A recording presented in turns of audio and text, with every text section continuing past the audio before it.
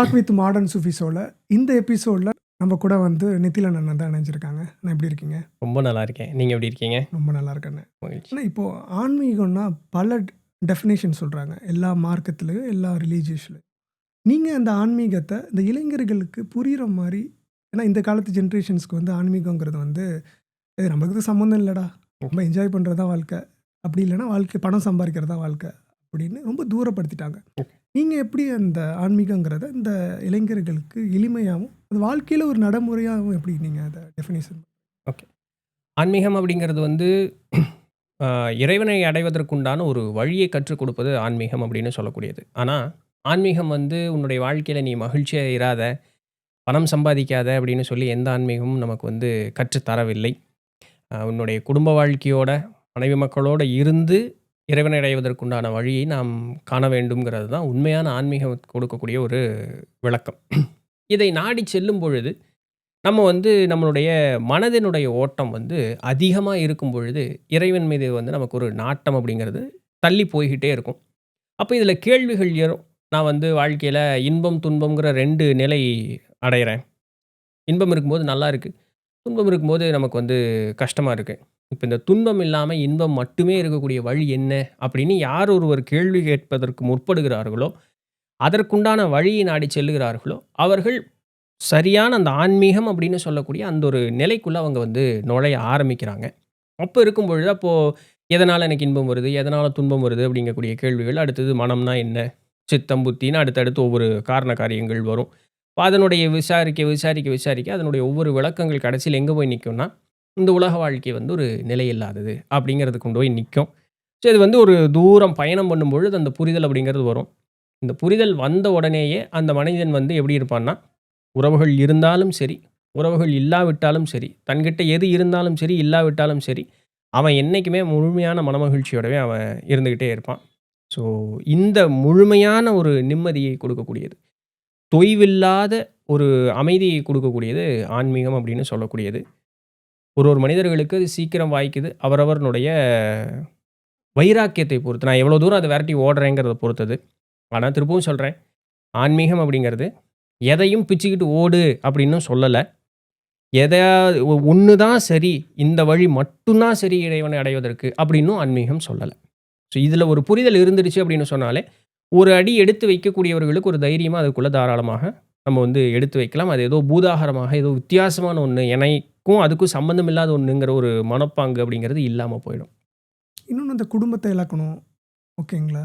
மெட்டீரியலிஸ்டிக்காக வாழ்கிறதுக்கு தான் இந்த உலகம் வந்து உருவாக்கப்பட்டிருக்கு, அது எல்லாத்தையுமே இழக்கணும் இப்படிங்கிறது தான் வந்து அதிகமாக வந்து போதனைகள் செலுத்தப்படுது. அதை எப்படி பார்க்குறீங்க? நம்மளுடைய இந்த மெட்டீரியலிஸ்டிக்காக இருக்கக்கூடிய விஷயங்களை வந்து நான் இழக்கணும்னு சொல்கிறது வந்து, இங்கே இழத்தல் அப்படின்னு சொல்லக்கூடியது, இந்த மெட்டீரியலிஸ்டிக்னு சொல்லக்கூடிய அந்த ஒரு வேற்றுமை தன்மை ஒன்று நம்ம சொல்கிறோம் பார்த்தீங்களா, அதன் மீது கொண்ட பற்றை தான் நம்ம இழக்க போகிறோம். அதாவது நான் என்ற அந்த ஒரு தன்மையை இழத்தல்ங்கிறது. ஏன்னா நம்ம என்ன சொல்லுவோம், என் மனைவி, என் தாய், என் தந்தை, என் நண்பன், என் உறவுகள், இது என்னுடைய பொருள், அந்த அந்த நான் என்னுடையதுன்னு நான் என்னோட பொருத்திக்கிட்டே இருக்கேன் பார்த்தீங்களா, அதைத்தான் இழத்தல் அப்படின்னு சொன்னாங்க. அந்த நான்கிற அந்த ஒரு தன்மை இருக்கிற வரைக்கும் இந்த உலக வாழ்க்கை அப்படிங்கிறது நமக்கு இந்த பற்று இருந்துக்கிட்டே இருக்கும். ஆனால் இதை பொறுமையாக விசாரிக்கும் பொழுது, இது என்னுடையது அப்படின்னு நான் சொல்லிக்கிட்டே இருக்கிறேனே, உண்மையாலுமே இது என்னுடையதுன்னு நிலைத்து நிற்க போகுதா அப்படின்னு கேட்டால், உறவுகளும் சரி, உயிரோடு இருக்கக்கூடிய ஒன்றும் சரி, உயிர் அற்றதும் சரி, நிலையில்லாத தன்மை உடையது தான். ஏன், இது என்னுடையதுன்னு சொல்கிற நானும் நிலையில்லாத தன்மை உடையவனாக தான் இருக்க போகிறேன். இந்த நிலை இல்லாததுன்னு சொல்லக்கூடியது என்னுடைய உடல் நிலையாமல் போகும். ஆனால் அழியாத ஒன்று அப்படின்னு சொல்லக்கூடிய அந்த ஆன்மாங்கிறது இருக்குது. இந்த ஆன்மாவுக்கு வந்து இந்த எந்த விதமான ஒரு தேவை அப்படிங்கிறது கிடையாது. ஏன்னா ஆன்மீகத்தினுடைய உள்ளிருந்து பார்க்கும் பொழுது ஆன்மா அப்படிங்கிறது ஒரு ஒரு அனைத்துமானது. அதுக்கு வந்து சச்சிதானந்த சுரூபம்னு சொல்கிறாங்க. அது அனைத்துமானதும் அனைத்தும் தெரிந்ததுமாக சொல்லக்கூடியது. இது ஏன் அதனுடைய நிலை உணர முடியாமல் அது இருக்குது அப்படின்னு சொன்னால், இந்த நான் என்னுடையதுன்னு சொல்லி நான் வேற்றுமைப்படுத்தி பார்க்கக்கூடிய அந்த ஒரு மனோநிலை தான் நமக்கு அந்த ஒரு நிலையை கொடுக்குது. இதை நம்ம புரிஞ்சிக்க ஆரம்பிச்சுட்டு, இதிலிருந்து கொஞ்சம் கொஞ்சமாக அதுக்கு வந்து விசாரிக்க, அதாவது என்ன விசாரிக்கணும், ஆத்ம விசாரம், செல்ஃப் என்கொயரின்னு சொல்லுவாங்க. இப்போ என்னுடையதுன்னு சொல்கிறேனே, இருக்கும்பொழுது மகிழ்ச்சியாக இருக்குது, இல்லாதப்போ வருத்தப்படுது இப்படின்னு நினைக்கும் பொழுது ஒன்னொன்னையும் பார்க்கும்பொழுது அதே போல தான் இருக்கும். அப்போ நிலையானது எதுன்னு அடுத்த கேள்வி வரும். எனக்கு வருத்தமே குடுக்காதது எதுன்னா, நான் அப்படின்னு சொல்லக்கூடிய அந்த தன்மை நீங்குச்சுன்னா, ஏன்னா நான் எதையுமே இங்க இருக்கக்கூடிய இந்த மெட்டீரியலிஸ்டிக் வேர்ல்டோட பொருத்தி பார்க்க மாட்டேன். அவங்க சும்மா இருப்பாங்க. அந்த சும்மா இருத்தல்ங்கிறது ஒரு அமைதியான ஒரு சூழல். ஆனா அதை விளக்கி சொல்லுவதற்கு இல்ல. அது உணர்ந்து பார்க்கக்கூடிய ஒரு பொருளாக இருக்கும். இந்த ஒரு நிலை நல்ல பக்குவப்பட்ட மனோநிலை கொண்டவனுக்கு எதையும் விட்டுட்டு ஓடணும்னு அவசியம் கிடையாது. அவன் குடும்ப வாழ்க்கையோட 9 to 5 ஜாப் போனாலும் சரி, பெரிய கோடீஸ்வரனாக அவன் இருந்தாலும் சரி, ஒரு பிசினஸ் பண்ணிட்டு இருந்தாலும் சரி, அது அதன் பாட்டுல அப்படி அப்படி நடந்துகிட்டு இருக்கு. அவ்வளோதான். அதற்கு உண்டான ஒரு கடமையாக தன்னுடைய வாழ்க்கையில எதர்ச்சியாக நடந்த விஷயங்களை அவன் பாட்டுக்கு அவன் செஞ்சுக்கிட்டே இருக்கானே தவிர, அது கிடைச்சாலும் சரி, கிடைக்கலைனாலும் சரி, அது ஒரு வகையிலயும் அவனுக்கு பாதிப்பு கொடுக்காது. இதுதான் உண்மையான ஒரு ஆன்மீகவாதியினுடைய மனோநிலை. இவர்களுக்கு பேரு ஜீவன் முக்தர்கள்னு சொல்லுவாங்க. இந்த ஜீவன் முக்தர்கள் வந்து என்னன்னா, சராசரி அவர்கள் வாழ்க்கைய வாழ்ந்துகிட்டே இருப்பாங்க. ஆனா மனசுக்குள்ள எந்த விதமான விகாரம் இருக்காது. விகாரம்னா என்ன? எனக்கு இந்த உடல் இருப்பதனால நான் என்னை ஆண்ன்னு சொல்லிக்கிறது. இன்னொரு உடல் இருப்பதனால பெண்ணுன்னு அப்படி கூட அவர்களுக்கு விகாரம் இருக்காது. எல்லாவற்றையும் ஒரு ஆன்ம சுரூபமாக பார்க்கக்கூடிய மனோநிலை வாய்க்கப்பட்டவர்களாக இருப்பாங்க. இதுதான் உண்மையான ஆன்மீகவாதி. அது எப்படிங்க முடியும்? எல்லாமே பயிற்சி தான். ஒரு குழந்தை எந்திரிச்சு நடக்கிறதுக்கு கூட 8 மாசம் அதுக்கு வந்து கால அவகாசம் எடுக்குது. அதுபோல இவ்வளவு காலம் நம்ம பிடிச்சு வச்சிருந்த ஒரு விஷயம், பொய்ன்னு உணர்வதற்கு ஒரு கால அவகாசம் தேவைப்படும். That is okay. பட் அந்த பயணத்தில போவதற்கு முற்பட்டோம் அப்படின்னு சொன்னாலே போதும். ஸோ இந்த மெட்டீரியலிஸ்டிக்கான வாழ்க்கைய நான் விட்டுட்டு போகணும். குடும்ப வாழ்க்கைய விட்டுட்டு போகணும். நான் காசு பணம் சம்பாரிக்கணும்னு அவசியம் இல்ல. என்னுடைய உருவத்த நான் மாத்திட்டு வேடம் தரிச்சுக்கணும். அப்படியெல்லாம் ஒண்ணுமே இல்ல. அப்படியும் ஒரு சிலர் இருந்துக்க தான் செஞ்சாங்க நம்மளுடைய புராணங்கள்ல. ஏன்னா, ஒரு சில பயிற்சிகளுக்கு அப்படிப்பட்ட ஒரு நிலை அவர்களுக்கு தேவைப்பட்டது. அதனால அந்த விலகி இருக்கக்கூடிய ஒரு நிலைங்கிறது இருந்ததே தவிர, அப்படித்தான் இருக்கணும்னு ஒரு அவசியமும் கிடையாது. ஸோ, அதனால இந்த மெட்டீரியலிஸ்டிக் இழத்தல்ங்கிறது அங்க கிடையாது. அது மேல இருக்கக்கூடிய பற்று அப்படின்னு சொல்லக்கூடிய இந்த நான் என்ற தன்மை இழத்தல்ங்கிறது அங்க உண்மையாலுமே இருக்கக்கூடிய அந்த ஒரு விஷயம். அடுத்தது ஒரு சப் கேள்வி கேட்டீங்க. அது என்னன்னா அதுக்கு முன்னாடி இன்னொரு கேள்வி. இப்படி இதோட கன்டினியூஷனா கேட்டுர்றேன். இப்போ அந்த சாட்சி நிலைக்கு போகணும்.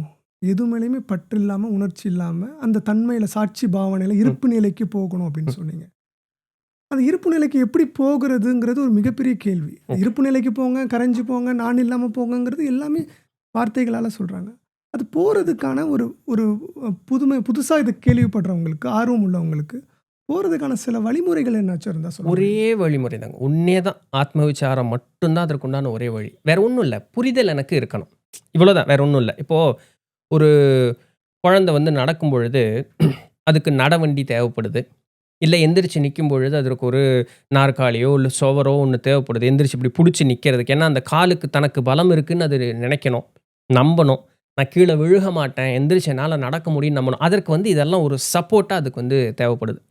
அப்போ இந்த சப்போர்ட் அப்படிங்கிறது தான் வந்து இன்னைக்கு சொல்லக்கூடிய ய ஞ என்ன சொல்றது? ஆத்ம விசாரணையோ, யோக பயிற்சிகளோ, இல்ல எல்லாத்தையும் இழந்துருன்னு சொல்லக்கூடிய அந்த இத தூக்கி மண்டையில உட்கார வச்சுக்கிறது. நான் வந்து ஆன்ம ஸ்வரூபம்னு சொல்லக்கூடியது. அத நீ புரிஞ்சுக்கோ. உனக்குள்ள தான் எல்லாம் இருக்கு. இது எல்லாமே வந்து ஒரு டூல். எப்படி ஒரு குழந்தைக்கு வந்து ஒரு சுவரு, ஒரு சோஃபா, ஒரு கட்டிலு, ஒரு நடவண்டி எல்லாம் ஒரு டூலா இருக்கோ. ஆனா, இயற்கையாவே அதனால நடக்க முடியும். அந்த நடக்க முடியும்னு தான் நம்பி பயணம் செய்வதற்கு தற்காலிகமாக தேவைப்படக்கூடியது இந்த மாதிரி இருக்கக்கூடிய விஷயங்கள் எல்லாமே. பயிற்சிகள் எல்லாமே. ஆமா.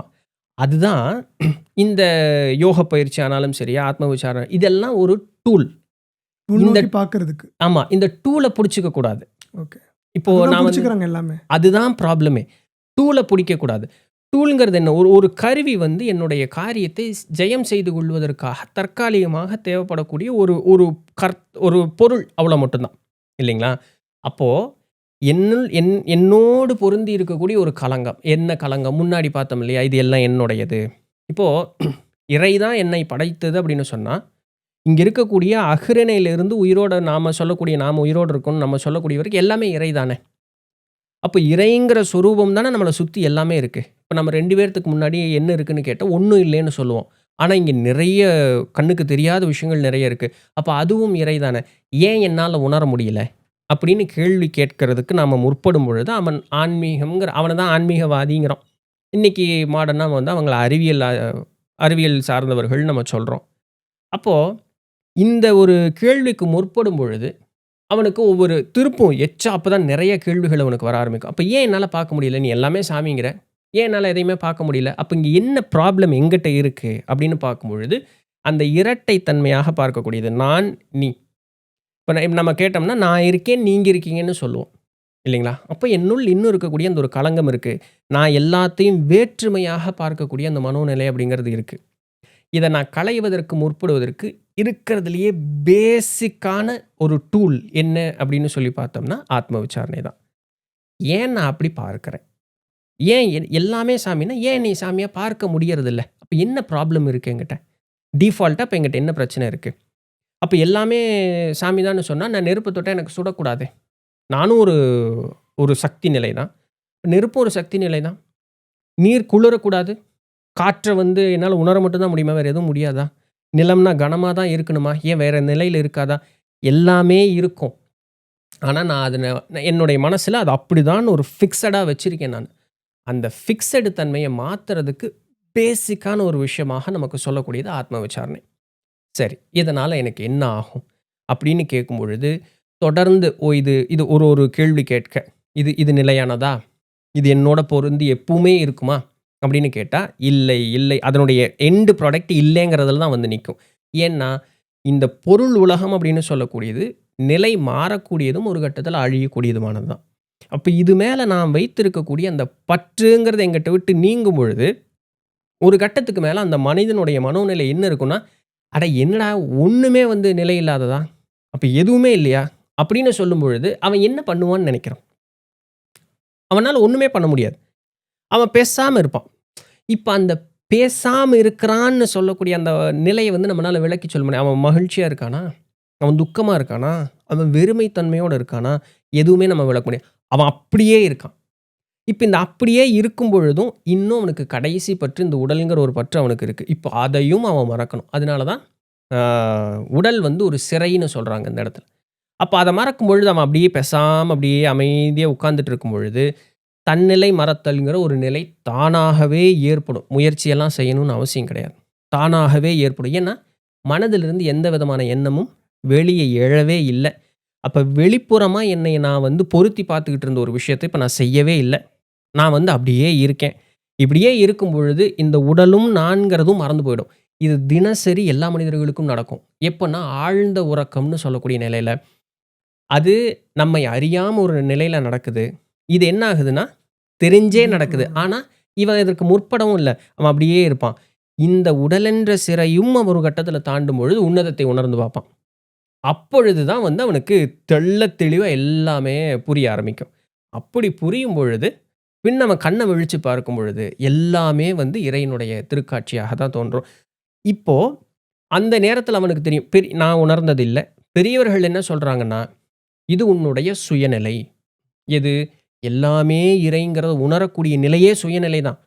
ஆனா, இந்த நான் என்ற களங்கம் வந்து உன் மேல ஒரு கழும்பு போல, ஒரு பாசாரம் போல உன் மேல அப்படி இது இருக்கு. அதை நீக்குவதற்காக கொடுக்கப்பட்ட அந்த ஒரு கருவிகள், டூல்ஸ் தான் வந்து ஆத்ம விசாரம், யோக பயிற்சி அப்படின்னு சொல்லக்கூடியது எல்லாமே. நம்ம எண்ட் நோக்கத்த விட்டுட்டு, டூல மட்டும் புடிச்சுக்கிட்டு இருக்கிறதுனால தான் நமக்கு எல்லாமே கஷ்டமா தெரியுது. ஸோ உண்மையாலுமே அந்த அமைதிங்கிறது நம்மளுடைய சாஸ்வதமான நிலை. நம்ம நம்ம அப்படிதான் அதனுடைய நிலை அப்படின்னு சொல்லக்கூடியது. அதற்கு நம்ம பயிற்சியும், முயற்சியும் ஒருவரும் ஒரு தன்மையில எடுத்துக்கிட்டு இருக்காங்க. ஏன்னா, பின் வந்த பெரியவர்கள், ஞானியர்கள் நிறைய பேர். கலாச்சார ரீதியாக இந்த உலகம் முழுக்க தோன்றிய ஞானியர்கள் அத்தன பேருமே, அந்தந்த காலகட்டத்திற்கும், அந்தந்த சூழலுக்கும், அந்தந்த மக்களுக்கு ஏற்றார் போல ஒரு வழிய குடுத்துட்டு போனாங்க. அதை அவரவர் அப்படி அப்படியே பின்பற்றினாலே போதுமே தவிர, புதுசா செய்யறதுக்குங்கிறது ஒண்ணுமே இல்ல. எல்லா இடத்திலும் பெரியவர்கள் அவரவர்கள் ஒவ்வொரு காரியத்த குடுத்துட்டு தான் போயிருக்காங்க. நாம தேடி ஓடி என்னமோ புதுசா ஒரு மேஜிக் நடக்கும்னு நம்ம தேடி ஓடுறது தான் பிரச்சனை. அது இன்னைக்கு மாடர்னா வந்து ஸ்பிரிச்சுவல் மெட்டீரியலிசம்ங்கிற ஒரு வார்த்தையில பயன்படுத்துறாங்க. எதையும் தேடி ஓடுறதுக்கெல்லாம் ஒண்ணும் இல்ல. நம்ம ஊர்லயே பார்க்கும்பொழுது எத்தனை ஞானியர்கள் வந்து, நான் உடுத்தி இருக்கக்கூடிய ஒரு முழம் வேட்டி கூட எனக்கு பாரமா தெரியுதுன்னு சொல்லக்கூடியவர்கள் எத்தன பேர் இருந்திருக்காங்க. இல்ல அதுவுமே வேண்டான்னு அவதூத நிலையில வந்து திரிந்த ஞானியர்கள் எத்தனை பேர் இருந்திருக்காங்க. ஸோ, அந்த உடல் மேல அவங்களுக்கு இருந்த அந்த ஒரு பற்றுங்கிறது நீங்கிச்சு. நம்ம அந்த மனோநிலைக்கு எட்டணும்ல. எட்டும் பொழுது அந்த நிலைங்கிறது ஏற்படும். அதுவரைக்கும் இந்த டூல்ஸ் முக்கியம்.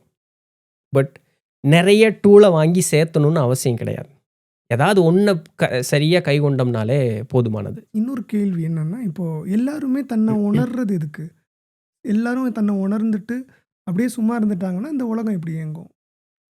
அது எப்படி பார்க்குறது உங்க அதான் பார்வையில? முன்னாடியே சொன்னேன் பார்த்தீங்களா? இப்போ ஏன்னா தன்னிலை உணர்தல் ஒருத்தவங்களுக்குன்னு ஒரு பர்ப்பஸ் ஆஃப் இது இருக்கும்ல. புரியுதா ம். உங்களுக்கு? ஸோ அந்த அலைன்மென்ட்டுக்கு சிங்க் ஆகுறதுக்கு தான் வந்து சும்மா இருக்கணுமா? ஓகே. இல்லன்னா எல்லாருமே தன்னை உணர்ந்துட்டு இப்படி சும்மா தான் இருக்கணுமா? இதுதான் உச்சநிலையா? என்ன அதை எப்படி பார்க்குறது? ஓகே. இப்போ ஒரு மனிதனுடைய வாழ்வினுடைய நோக்கம் அப்படின்னு பார்க்கும் பொழுது, இறைநிலை உணர்ந்து பிறவாநிலை அடைவது மட்டும் தான். அத தவிர வேற எதுவுமே கிடையாது. அது எப்படி ஃபிக்ஸ் பண்றதுன்னு கேட்குறேன். அது எப்படி? அதுதான் சொல்றேன் பாருங்களேன். ம். நீங்க எந்த இல்ல நிலையில ஸ்பிரிச்சுவல்ல இருக்கிறவங்களுக்கு இதுதான் வந்து உச்சமான நிலை. இதுதான் தன்னை உணர்றது தான் உச்சம்னு நினச்சிட்டு இருக்காங்க. ஆனா மெட்டீரியலிஸ்டிக்ல பல கனவுகள், பல வேலைகள் அப்படின்ட்டு பலதை சுமந்துக்கிட்டு வாழ்க்கையை வாழ்ந்துக்கிட்டு அதை அச்சீவ் பண்ணி சாட்டிஸ்ஃபைடும் அடையிறாங்க. ஓகே. ஓகேங்க. இதை எப்படி 2த்தையும் எப்படி பிரிச்சு பார்க்குறதுன்னு கேட்குறேன். ஒண்ணும் இல்ல. அதுதான் சொல்றேன் பாருங்களேன். நீங்க மெட்டீரியலிஸ்டிக்கா ஏதோ ஒண்ணு யோசிக்கும் பொழுதும், இன்பம், துன்பம்ங்கிற 2 நிலை இருக்குங்களா? ம்.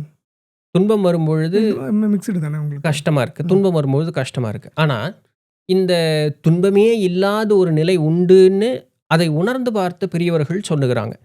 அந்த துன்பமே இல்லாத ஒரு நிலை தான் வந்து இறைவனை உணரக்கூடிய அந்த ஒரு நிலை அப்படின்னும் அவர்கள் சொல்லுகிறாங்க. எல்லாருக்குமே இது வேணுமான்னு கேட்டா கிடையாது. இப்போ ஒரு பசி இருக்கிறவனுக்கு சோத்த கொண்டு போய் குடுத்தா தான், அவனுக்கு வந்து அதனுடைய அருமை தெரியும். நல்லா சாப்பிட்டு இருக்கிறவனுக்கு கொண்டு போய் அத குடுக்கும்பொழுது அவனுக்கு அதில பற்று இருக்காது. இது ஒரு வகையான விளக்கம். இன்னொன்னு, நல்ல ஒரு ஆரோக்கியமான ஆகாரம்னு சொல்லி நம்ம ஒருத்தனுக்கு குடுக்குறதுக்கு முற்படும் பொழுது, "அதெல்லாம் வேண்டாம்ப்பா. எனக்கு வேற ஒரு இது இருக்கு." துரித உணவுன்னு இன்னைக்கு நெறைய வந்துருச்சு. துரித உணவின் மேல் எனக்கு பற்று இருக்கக்கூடியவர்கள்ட்ட வந்து இது ஆரோக்கியமானது. "ஏய் அது ருசி இருக்காதுய்யா. அதெல்லாம் வேண்டாம்." அப்படின்னு அவர்கள் அங்க போவாங்க. இப்போ அது அவர்கள்ட்ட போய் துணிக்கிறதுக்கு இதில அப்படி இல்ல. அதுக்கு கெடுதல். இதுதான் நல்லது. இதுதான் நல்லது. இப்ப துணிக்கிறதுக்கு முற்பட்டா தான் ப்ராப்ளம். அதுதான் அங்க இருக்கக்கூடிய விஷயம். அப்போ எது நல்லது? எதை பின்பற்றினா நமக்கு இந்த நிம்மதி அப்படிங்கிறது இருக்குங்கிறதுக்கு ஒரு வழி இருக்கு. நாட் தட் எல்லாரும் அதுக்குள்ள வந்து வலுக்கட்டாயமா அவர்கள் வரணும்னு அவசியம் கிடையாது. நாம கொண்டு போய் அத அவர்கள்ட்ட துணிக்கணும்னு அவசியம் கிடையாது. இந்த மெட்டீரியலிஸ்டிக்கா இருந்துட்டு, இந்த உலக வாழ்க்கையில இது ஒரு பற்று அப்படிங்கிறது ஒண்ணு வச்சுட்டு இருக்கேன்னா, தாராளமா இரு சாமி. ஒருத்தர் அத வேண்டான்னு சொல்லல. நல்லா புரிஞ்சுக்கணும். எந்த ஞானியர்களுமே வந்து அதை வேண்டான்னு சொல்லல. ஞானியர்கள் சொன்ன நிலை எப்படி? அதனால் இன்பம், துன்பம்ங்கிற 2 நிலை இருக்கு. ஆனா, இன்பமே இருக்கக்கூடிய ஒரு நிலை அப்படிங்கிறது ஒண்ணு இருக்கு. அப்படிங்கிறத அதற்கு வழி மட்டும் சொல்லிட்டு போயிட்டாங்க. வாங்க நான் கூட்டிட்டு போறேன்னு சொன்னாங்க. நீ வான்னு நெஞ்சு சட்டைய புடிச்சு இழுத்துட்டு போகல. அதுதான் உண்மையான ஞானியர்களுடைய அந்த ஒரு நிலை. இப்படி போயிட்டோம்னா, நான் வந்து இந்த உலக வாழ்க்கையில எனக்கு ஒரு பர்ப்பஸ் இருக்கு. நான் இத எனக்கு மகிழ்ச்சியா எடுத்துக்கிறேன். நான் அது போறேன்னா, சந்தோஷமா இருக்கலாம். அதுல எந்த விதமான தவறும் இல்லையே. ஏன்? எனக்கு அதுல தான் புடிச்சிருக்கு. நான் போயிட்டு போறேன். That is all okay. யாருக்கு வந்து அது ஒரு கட்டத்தில வெறுக்கும். இது வந்து யோக வாசிஷ்டம்னு ஒரு நூல்ல வந்து வசிஷ்டருக்கும், ராமருக்கும் நடக்கக்கூடிய அந்த ஒரு பேச்சுக்கு தான் அந்த இது இருக்குங்க. அதுக்கு பேரு வசிஷ்ட ராமாயணம்னு சொல்லுவாங்க. இல்லாட்டி யோக வாசிஷ்டம்னு சொல்லுவாங்க. இதே இப்ப நீங்க கேட்ட கேள்வி அப்படியே ராமர் அந்த இடத்துல கேட்பார். ஆ "சுவாமி ஒருத்தனுக்கு வந்து இந்த உலக வாழ்க்கையில ஈடுபாடு இருக்கு. அவன் அத பின்பற்றுறதுல ஒரு தவறும் இல்லையே!" அப்படின்னு கேட்கும்பொழுது வசிஷ்டர் "ஒண்ணும் தவறு இல்ல ராமா. தாராளமா அவனுடைய வாழ்க்கைய அவன் வாழலாம்."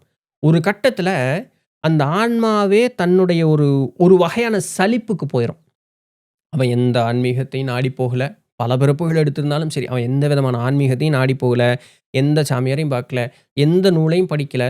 பூரணமா இந்த உலக வாழ்க்கையவே வாழ்ந்துகிட்டு இருக்கான். அதனால எந்த இதுவுமே கிடையாது. ஒரு கட்டத்தில அவனுடைய ஆன்மாவும் சலிப்பு தட்டும். அந்த நிலை வரும்பொழுது, அவன் தானாகவே இந்த உலக வாழ்வினுடைய விருப்பத்தை நீங்கி அவன் வந்து இந்த இடத்திற்கு வர ஆரம்பிப்பான். அவனை யாரும் ஃபோர்ஸ் பண்ணணும்னு அவசியமே கிடையாது. அவனே வருவான் தானா. பட் என்ன, இதெல்லாம் நம்ம சொல்லி தரும் பொழுது, ஒரு கேட்டலிஸ்ட் மாரி, "இங்க பாரு, அது ஒரு 10, 15 பிறப்பு தாண்டுறியா? இது கொஞ்சம் வந்தேன்னா, கொஞ்சம் சின்ன ஷார்ட்கட் சொல்லி தரேன்ப்பா. கொஞ்சம் சீக்கிரம் போயிறலாம்." அப்படிங்கிறது தானே தவிர, யாரையும் வலுக்கட்டாயப்படுத்தவே கூடாது. அதுதான் பெரும் தவறு அது. ஒருத்தருக்கும் அந்த ஒரு நிலை வந்து, அது துன்பம் இழைக்கக்கூடிய ஒரு நிலை அவர்களுக்கு. அத பண்ணவே கூடாது என்னைக்குமே. இன்னொரு விஷயம் என்னன்னா, இன்னைக்கு இருக்கிற ஒரு 95% பேருக்கு வந்து பார்த்தீங்கன்னா, உடல்னா என்னன்னு தெரியும். மைண்டு அப்படின்னா என்னான்னே தெரியாது. அது எப்படி ஹேண்டில் பண்றதுன்னு தெரியல. அதில தான் நெறைய பேர் வந்து ப்ராப்ளமும் சஃபர் ஆகுறதுக்கான முக்கியமான காரணமே அதுதான். எளிமையாவும், புரியிற மாரியாவும் புதுசா பார்க்குறவங்களுக்கு மைண்டுனா என்ன? அத எப்படி ஹேண்டில் பண்ணணும்? அந்த கேட்ஜெட்ட நம்ம உடம்புங்கிற கேட்ஜெட்ட எப்படி ஹேண்டில் பண்ணணும்? உங்க point of view. Okay. So இது வந்து மனம் அப்படிங்கிறது வந்து ஒரு மாயக்கண்ணாடி போலன்னு வச்சுக்கோங்களேன். மனமானது வந்து ஒரு மாயக்கண்ணாடி. அதுக்குன்னு உருவம் கிடையாது. அதுக்குன்னு தன்மைகள் கிடையாது. அது நீங்க எங்கேயும் விளக்கி சொல்ல முடியாது. இந்த இடத்துல தான் மனம் அவனது இருக்குன்னு சொல்றதுக்கு எந்த இடமுமே கிடையாது. மூளையில இருக்குன்னு இன்னைக்கு அறிவியல் சொல்லுது. மூளை வந்து மனம் பயன்படுத்திக் கொள்வதற்கு உண்டான ஒரு கருவி தான் மூளையே தவிர, மத்தபடி மனம் இந்த இடத்துல இருக்கு அப்படின்னு நம்மனால சொல்லவே முடியாது. ஆழ்ந்த ஒரு ஆன்மீகத்தினுடைய இடத்துல இருந்து பார்க்கும் பொழுது, உயிரும், மனமும் ஒண்ணு தான். இந்த உயிருக்கு மேல் இருக்கக்கூடிய ஒரு வகையான ஒரு உயிர் வந்து தன்னுடைய அசைவுல இருக்கும் பொழுது, அதை மனம்னு நம்ம சொல்றோம். அசையாமல் இருந்தா அது வந்து ஆன்மான்னு சொல்றோம். அசையும் பொழுது அதற்கே உயிர்ன்னு பேர் வருது. அதற்கு அதனுடைய இயக்கம் வந்து மனதிலிருந்து ஆரம்பிக்குது. இது வந்து கோரா பேசணும். இந்த மனம் என்ன பண்ணுது அப்படின்னு சொன்னா, சென்று பற்றக்கூடியது அப்படிங்கிறது தான் மனதினுடைய நலம். இப்ப நான் இங்க உட்கார்ந்துருக்கேன். இங்க உட்கார்ந்துட்டு நான் காந்திபுரத்த யோசிச்சேன்னு வச்சுக்கங்களேன். நான் இந்த நொடியில நான் காந்திபுரத்துக்குள்ள இருக்கேன். மீனிங் பிசிக்கலா நான் இங்க இருக்கேன். அதே நேரத்தில ஒரு உடல் அற்ற ஒரு தன்மையில நான் காந்திபுரத்திலயும் இருக்கேன். இன்னைக்கு குவாண்டம் சயன்ஸ் இத சொல்றான். அப்சர்வேஷன் எஃபெக்ட்ங்கிற வார்த்தைகள எல்லாம் அத பயன்படுத்துறாங்க. சரிங்களா? அப்போ இந்த மனமானது வந்து எதையும் நினைத்ததை நினைத்த மாத்திரத்தில அந்த நொடி பொழுதிலேயே அதை செய்யக்கூடிய அளவுக்கு மிகுந்த வலிமை வாய்ந்தது இந்த மனமானது. இதுவும் ஒரு இது கருவிங்கிறத காட்டிலும் இதுதான் ஒரு உயிரினுடைய தன்மை. ஆனா ஒரு களங்கம் போல இருக்கக்கூடிய ஒரு தன்மை. இந்த மனசு தான் என்ன பண்ணும்னா, ஒரு கற்பனை காட்சிய உண்டு பண்ணும். சரிங்களா? ஒரு கற்பனை காட்சிய உண்டு பண்ணும். இது கிடைச்சா நல்லா இருக்கும்ல. அது என்ன? முதல்ல மனசு தான் வந்து இந்த விசாரங்கிறத ஆரம்பிக்கவே செய்யும். அது என்ன? அப்படிங்கும். இது என்னன்னு போய் பார்க்கும். அத நோண்டி பார்க்கும். இந்த குரங்கு இருக்கும் பார்த்தீங்களா? அது சும்மாவே இருக்கவே முடியாது அதுனால. அது எதையாவது ஒண்ணு நோண்டிக்கிட்டே இருக்கும். அதனால தான் மனம் ஒரு குரங்குன்னு சொல்லுவாங்க. அதனால சும்மா இருக்க முடியாது. அதுக்கு வந்து எதையாவது ஒண்ணு பார்க்கணும், பற்றணும், ஏதோ ஒண்ணு. அதற்கு ஒரு கருவியாக இந்த உடலை அது பயன்படுத்திக்கிட்டு இருக்கு. ஒரு சுகம் வேணும் அப்படின்னு சொன்னா, சுகத்தை அனுபவிப்பதற்கு இந்த மனமானது இந்த உடலை கருவியா பயன்படுத்திக்கிட்டு இருக்கு. இந்த உடல் இல்லைன்னாலும், அது எதையாவது ஒரு வேலைய பண்ணிட்டே இருக்கும். தூங்கும் பொழுதும் கனவுகள் வருது இல்லையா? மனம்னால அமைதியா இருக்கவே முடியாது. மனம் ஒடுங்கக்கூடிய இடம் ஆழ்ந்த உறக்கத்தில தான் மனம் ஒடுங்கும். அதே ஆழ்ந்த உறக்கத்த நான் விழிப்பு நிலையில செஞ்சேன் அப்படின்னு சொன்னா, அது யோக பயிற்சிகளாக சொல்லக்கூடியது. அவ்வளோதான். ஆன்மீகத்த வச்சு மட்டும் தான் மனத வந்து உடைக்க முடியுங்கிறீங்க. கையாள முடியும்னு சொல்றீங்க. அது நம்ம ஆன்மீகம்ங்கிற ஒரு வார்த்தை பயன்படுத்தினா, திருப்பவும் அது ஏதோ ஒரு வித்தியாசமான ஏதோ ஒரு சப்ஜெக்ட் மாரி ஆயிடுது. ஓகே. அது வித்தியாசமே கிடையாது. இப்போ நான் இருக்கேன். முன்ன ஒரு மாதிரி இருந்திருப்பேன். ஒரு 4, 5 வருஷம் முன்னாடி ஒரு மாதிரி இருந்திருப்பேன். இன்னைக்கு நான் ஒரு மாதிரி இருந்திருக்கேன். இந்த ஒரு டிரான்ஸ்ஃபர்மேஷன் நல்லதோ, கெட்டதோ ஏதோ ஒரு மாற்றம் என்கிட்ட வந்தது பார்த்தீங்களா? இந்த மாற்றம் வந்து உடலால நடந்தது இல்ல. என்னுடைய மனதால் நடந்தது தான். இப்போ மோசமா மாறிடுச்சு அப்படின்னு சொன்னா, நான் இந்த உலக வாழ்வோட நான் இயைந்திருக்கேன் அப்படின்னு வச்சுக்குவோம். அப்படி ஒரு விளக்கம் குடுத்துக்கலாம். நல்லபடியா மீனிங் கோவப்பட்டவன் இன்னைக்கு கோவப்படல. ரொம்ப ஆசைப்பட்டவன் இன்னைக்கு ஆசைப்படல. இந்த மாரி இதெல்லாம் வந்து அ விளக்கத்திற்கு சொல்லணும்னா கீழ்நிலை உணர்வுகள். உணர்வுகள்ல மேல் கீழுன்னு ஒண்ணும் இல்ல. விளக்கத்திற்கு சொல்லும்போது கீழ்நிலை உணர்வுகள். இதிலிருந்து நான் மீண்டு வந்துட்டேன் அப்படின்னு சொன்னா, இவன் வந்து ஆன்மீகவாதியாக அவன் வந்து முன்னேறினான். சாமி கும்பிட்டதுனால அவனுக்கு அது ஆச்சு. ஆனா என்கிட்ட ஒரு மாற்றமும் இல்லையே. சாமி என்னை மாத்துச்சான்னா, திருப்பவும் சாமி is once again a tool. சரிங்களா? ஒரு உருவம் அப்படின்னு சொல்லக்கூடியது எனக்கு ஒன்ஸ் அகைன் அ டூல். அந்த அந்த ஒரு கருவியை பயன்படுத்தி மாற்றத்தை என்னுள் நானே ஏற்படுத்திக்கிட்டேன். ஆனா நான் எங்கேயுமே போகலையே. ஸோ ஆன்மீகம் அப்படிங்கிறது வந்து ஒரு மனித வாழ்வுல வித்தியாசப்பட்டதே கிடையவே கிடையாது. அதுவும் அதுதான் அவனுடைய ஒரு நிலைங்கிறது. அது ஒரு இயல்பு. அது உள்ளக்க இருக்கிற இந்த இயல்பு. வார்த்தை கரெக்ட். அது இயல்பு. ஆன்மீகம்ங்கிறது ஒரு இயல்பு. இயல்பு. இப்ப நம்ம என்ன சொல்றது? சூஃபி ஞானிகள் உண்டு. நபிமார்கள் உண்டு. இங்கே சித்த பெருமக்கள் உண்டு. ஞானியர்கள் உண்டு. இப்போ நம்மளுடைய வாழ்வையும், அவர்களுடைய வாழ்வையும் பார்த்தோம்னு வச்சுக்கங்களேன். அவர்களும் நம்மைப் போல வந்து உணவுண்டார்கள், நீர் பருகினார்கள். அவர்களுக்கும் வந்து குடும்பம் இருக்கக்கூடியவர்கள் இருந்தது, இல்லாம இருக்கக்கூடியவர்கள் இருந்தது. ஊருக்குள்ள இருந்தவங்க இருந்தாங்க, பயணம் செய்தவர்கள் இருந்தாங்க. இது எல்லாமே இருந்தது. ஆனா, அவர்களுக்குன்னு ஒரு நெறிமுறை அப்படிங்கிறது ஒண்ணு வச்சிருந்தாங்க. கண்டிப்பாக அதை பின்பற்றி அவர்கள் வந்து நடந்தாங்க. அந்த கண்டிப்பு அவர்களுக்குன்னு ஒரு உயர்ந்த ஒரு நிலையை குடுத்தது. அதே கண்டிப்ப நாமளும் செஞ்சா நமக்கும் அதே ஒரு அப்ப என்ன? அது ஒரு ஒரு வாழ்க்கையினுடைய ஒரு நெறி. அந்த நெறியை பின்பற்றும் பொழுது என்கிட்ட ஒரு மாற்றம் வரும். அதற்காக நான் எங்கேயுமே பிச்சுட்டு ஓடணும்னு அவசியமே இல்ல பார்த்தீங்கள்ல.